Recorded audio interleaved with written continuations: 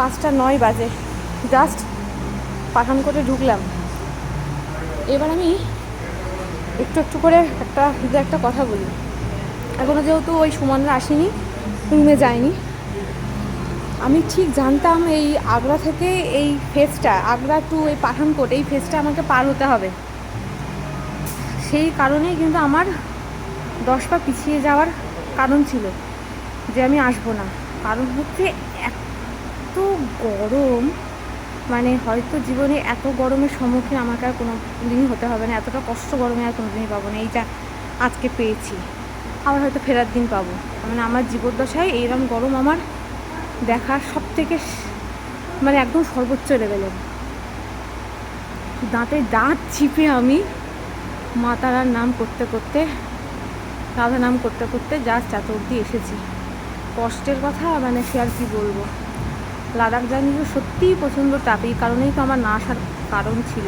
তাই ভগবান চেয়েছে বলে আমাকে পাঠিয়েছে, আর সেই সহ্য শক্তিটা আমাকে দিয়েছে, যার জন্য আমি এই যে আজ এখানে মানে এই হোটেল অবধি এসে দাঁড়াতে পেরেছি। আমি ভাবছিলাম যে আমি কি আদৌ যেতে পারবো। 5 লিটার জল যা খেয়েছি সমস্ত আর শুষে নিয়েছে আমার। এমনকি আমি দেখছি আমার চোখ দিয়েও হরহর করে জল পড়ছে, সেটাও আমার গরম জল। যাই হোক, পরের দিনগুলো তো খুব সুন্দর আসছে, সুন্দর সুন্দর ছবি ভিডিও আসছে, কিন্তু আজকের যে জার্নিটা যে কতটা কষ্টের, এরা যারা লাদাখ আসে তারা জানে। আমি করতাম না এই ভিডিওটা, শুধু তো ভালো ভিডিওগুলোই করতাম, কিন্তু দেখলাম সময় আছে আর সমস্ত এক্সপিরিয়েন্সটাই শেয়ার করার দরকার, সেজন্যই করা। বাট আজকের জার্নিটা সেই 3টে থেকে ওই 5:09 বাজে, শুধু আমরা ওই ব্রেকফাস্ট, লাঞ্চ আর যা খেতে দাঁড়িয়েছি শুধু জল, বাকি ওই 90-95 কন্টিনিউ গাড়ির স্পিড ছিল।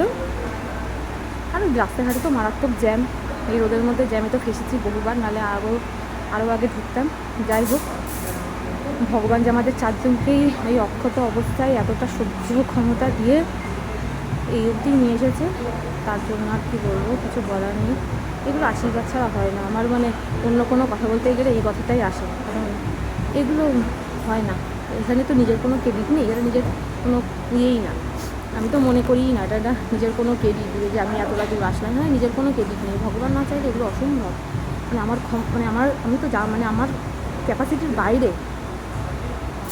আমি তো ওই ওজন বুঝে ভোজন করতে বেশি ভালোবাসি, এইটার জন্যই আমি আরও আসতে চাই। আমি তো জানি যে লাদাখ খুব সুন্দর জায়গা, কিন্তু এই যে এই ফেজটা পার হতে হবে, এই গরমটা আমি নিতে পারবো কিনা এটা ভেবে আমি 100 বার ভেবেছি। যাই হোক, এসে গেছি, আবার যাওয়ার দিনও এটাই আমাকে পার করতে হবে, সেই দিনে যেন পার করতে পারি। খুব কষ্ট পেয়েছে আজকে, খুব খুব খুব, যে কী কষ্ট ওখানে একমাত্র যারা আসে তারাই জানে।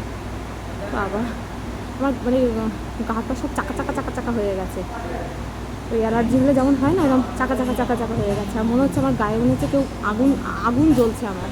কিন্তু এখন এখানে এসি চলছে বলে 2-1 কথা আমার মুখ দিয়ে বেরোচ্ছে। ঠিক আছে।